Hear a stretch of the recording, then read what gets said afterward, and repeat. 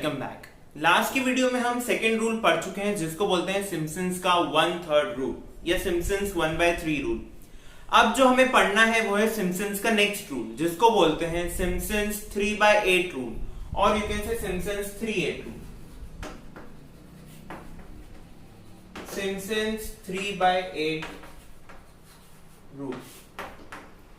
तो सबसे पहले हम देख लेते हैं कि इस रूल में हमको करना क्या होता है, इस रूल का फॉर्मूला कैसे आता है और फिर हम देखेंगे कि इसका एग्जाम्पल क्या है।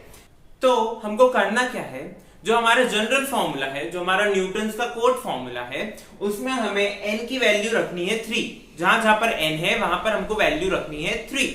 उस वैल्यू को हमें सॉल्व करके जितने भी डिफरेंसेस हैं थर्ड ऑर्डर से ऊपर के, डिफरेंसेस अबव थर्ड ऑर्डर, उन्हें हमें नेग्लेक्ट करना है। तो जब हम ऐसा करते हैं और इसको finally step by step solve करते हैं तो हमें फॉर्मूला क्या मिलता है वो देखते हैं। हमें फॉर्मूला मिलता है I is equal to, I है हमारा इंटीग्रल जो हमको क्वेश्चन में दिया हुआ होता है, उसकी अप्रोक्सीमेट वैल्यू को हम I से डिनोट कर रहे हैं। I is equal to 3h/8। h यहां पर आपकी विड्थ है, 3h/8 y0 plus yn, that means sum of extreme ordinates, plus 2 times y3 plus y6 plus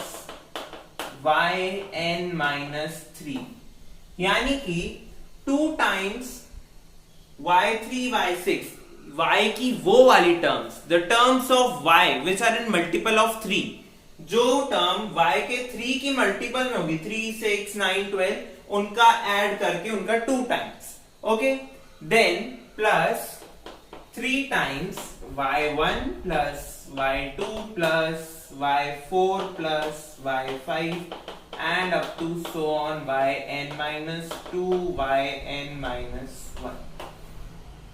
यानी कि जो टर्म्स यहां रह गई उनका ऐड करना है और उसका 3 टाइम्स करना है। तो ये तो आ गया हमारा सिम्पसन्स 3/8 रूल का फॉर्मूला। इस फॉर्मूले में आप अगर ध्यान से देखेंगे तो y0 प्लस yn हमको हर जगह पर यही मिल रहा है, भले ही वो सिम्पसन्स का 1/3 रूल हो, ट्रेपेजॉइडल रूल हो, हमको हर जगह फर्स्ट टर्म क्या मिल रही है, सम ऑफ एक्सट्रीम ऑर्डिनेट्स। फिर उसके बाद के जो 2 टर्म्स हैं, या हो सकता है किसी में एक टर्म आए, उसमें हमें थोड़ा थोड़ा सा चेंज करना होता है, उसमें थोड़ा थोड़ा सा डिफरेंस आता है। बाकी सब में करना आपको यही है क्या कि y की टर्म्स को ऐड करना है, किसी के साथ मल्टीप्लाई करना है, और आगे का यहां पर जो है हमारा 3h/8 ये भी चेंज होता है, कभी h/2 आता है, अभी 3h/8 है। आप आगे देखेंगे तो कुछ और मिलेगा आपको डिनोमिनेटर में वीडल्स रूल में। तो हमको ये याद रखना है कि हमेशा अलग अलग रूल का फॉर्मूला अलग होता है और उसमें सिमिलैरिटी भी कुछ ना कुछ होती है।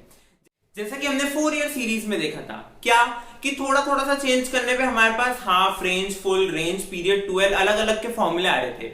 वैसे ही इधर है कि थोड़ा थोड़ा सा चेंज करने पे हमारे पास अलग अलग रूल के फॉर्मूले आ रहे हैं।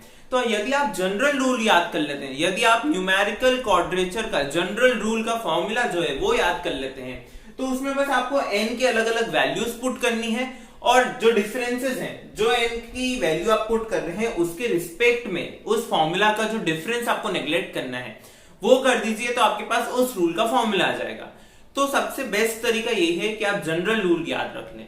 ओके, सो अब हम देखते हैं इसका एक एग्जाम्पल। तो ये है हमारा एग्जाम्पल। ओके, इसमें हमें फंक्शन दिया हुआ है, यानी yx दिया हुआ है, log of x to the base e, और हमारे पास लिमिट्स दी हुई है 4 से 5.2, यानी हमारे a की वैल्यू है 4 और b की वैल्यू है 5.2 और h की वैल्यू हमको दी हुई है 0.2।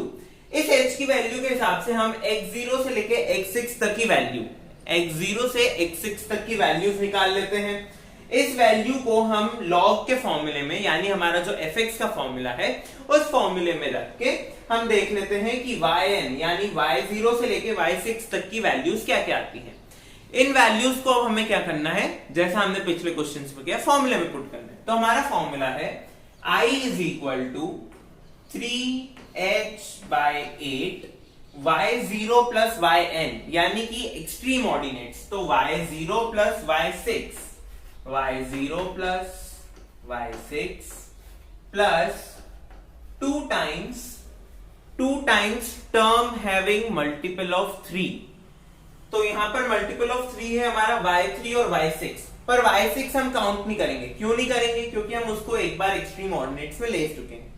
यहाँ पर भी याद रखिएगा, अगर यहाँ पर y7 होता तो हम y6 को यहाँ पर 2 के साथ लिखते, यानी कि y3 प्लस y6 करते अगर y7 होता तो, और यहाँ पर आता y7, पर y7 नहीं है, यानी कि सिर्फ हमारे पास है 2 times y3 plus 3 times the other terms, that means y1 plus y2 plus y4 plus y5।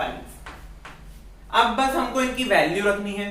तो इसे सॉल्व करने के बाद जो हमारे पास अप्रोक्सीमेट वैल्यू यानी कि जो हमारा फाइनल आंसर आता है वो आता है 1.8278। ये हमारी कौन सी वैल्यू हो गई? ये हो गई हमारी अप्रोक्सीमेटेड वैल्यू। तो ये तो आ गई आपकी अप्रोक्सीमेटेड वैल्यू। अब हमें चाहिए एक्चुअल वैल्यू। एक्चुअल वैल्यू मतलब log base ex from 0 to 5.2 dx का हमें एक्चुअल इंटीग्रेशन परफॉर्म करना है। एक्चुअल इंटीग्रेशन करने पे आपको मिलता है x log x minus 1 to the base e for 0 to 5.2, और जब आप इसको सॉल्व करते हैं तो आपके पास आंसर आता है 1.8278। तो ये तो आ गई आपकी एक्चुअल वैल्यू। अब यदि आप एरर निकालते हैं तो आप इधर देखेंगे इस क्वेश्चन में कि एरर आपके पास आता है 0.00। अब ऐसा क्यों? क्या सिम्पसन्स 3/8 सबसे बेस्ट मेथड है जिससे हमें एरर इतना कम मिल रहा है? That is negligible error. ऐसा जरूरी नहीं है। ऐसा इस वजह से हो रहा है क्योंकि हमने डेसिमल एक्सपांशन, जो हमारा डेसिमल एक्सपांशन है वो हमने 4 डेसिमल तक लिया है। हो सकता है अगर हम डेसिमल एक्सपांशन और ज्यादा डिजिट्स का लेते, हो सकता है 6-7 डिजिट्स का लेते, तो हमें एरर कुछ मिलता। बट यही बात है कि जब आप डेसिमल एक्सपांशन लेते हैं, जब आप डेसिमल पॉइंट के बाद कितने डिजिट्स लेने हैं ये कंसीडर करते हैं, तो या तो एक क्वेश्चन में दिया हुआ होता है, नहीं तो जब हम डिफॉल्ट लेते हैं तो हम लेते हैं 4 डिजिट्स ऑफ डेसिमल प्लेसेस। यानी कि जो हमने इस क्वेश्चन में लिया है हमने डिफॉल्ट लिया है। तो डिफॉल्ट केस जब हम ले रहे हैं, जब हम 4 डिजिट्स ले रहे हैं डेसिमल के, तो हमको एरर मिल रहा है 0। यानी कि सिम्पसन्स 3/8 इस क्वेश्चन के लिए, इस पर्टिकुलर क्वेश्चन के लिए डिफॉल्ट के केस में हमारे लिए बेस्ट प्रूव हो रहा है, जो हमें आंसर दे रहा है 1.8278, जो हमारा एक्चुअल आंसर भी है और अप्रोक्सीमेटेड आंसर भी। जरूरी नहीं है आपको हर क्वेश्चन में ऐसा मिले। तो याद रखिएगा डेसिमल एक्सपांशन की भी वैल्यू अलग अलग क्वेश्चन में अलग अलग दी हुई होती है आपको कि 4 डेसिमल तक लेना है, 5 तक लेना है, 6 तक लेना है। तो अगले वीडियो में, जो हमारा अगला वीडियो होगा, उसमें हम देखेंगे कि वीडल्स रूल क्या होता है, और उस वीडियो को ध्यान से समझना होगा, उस रूल को ध्यान से समझना होगा, क्योंकि उस रूल में थोड़ा इधर उधर का ट्विस्ट होता है। क्योंकि उसमें जरूरी नहीं आपको ये मिल जाए कि भाई 2 टाइम्स y3 y6 y9, जरूरी नहीं है कि आपको कुछ पर्टिकुलर उसमें एक सीक्वेंस मिले, लेकिन उसको समझने का एक आसान तरीका भी है जो हम देखेंगे अगले वीडियो में। तब तक हमारे साथ बने रहिए। इस वीडियो के नोट्स की लिंक डिस्क्रिप्शन बॉक्स में दी हुई है, उन्हें एक बार ध्यान से देखें। उनमें और भी एग्जांपल्स दिए हुए हैं आपके प्रैक्टिस करने के लिए, और भी सॉल्व भी हैं और अनसॉल्व भी हैं। उसमें आप एरर और एक्चुअल वैल्यू, अप्रोक्सीमेट वैल्यू सब निकालें और उन्हें ट्राई करें सॉल्व करने का। कुछ भी डाउट आने पे हमें कमेंट सेक्शन या फिर सोशल मीडिया हैंडल्स के थ्रू कांटेक्ट करें। तब तक के लिए thank you for watching, keep supporting and like, share and subscribe the video for more videos.